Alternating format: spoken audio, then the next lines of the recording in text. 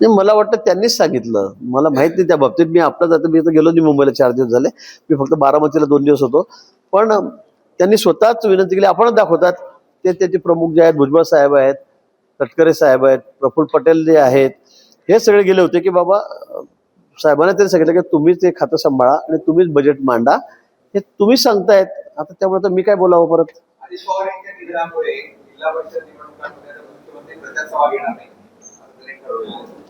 काय वाटतं एका बाजूला असं होतंय आणि एका बाजूला मात्र हा खरं म्हणजे हा निर्णय आम्ही पहिल्या दुसऱ्या दिवशीच केला. आम्ही सोबतच सगळे बारामतीला होतो, पुण्याला होतो.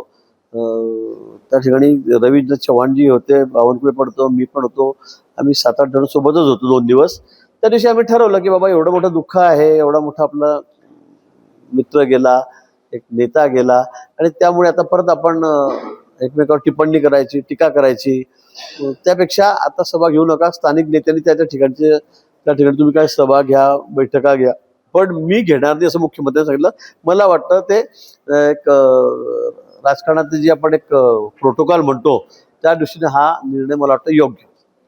पण त्यानंतर घडामोडी अशा घडल्या दुसऱ्या दिवशी की त्या अनकलनीय आहेत.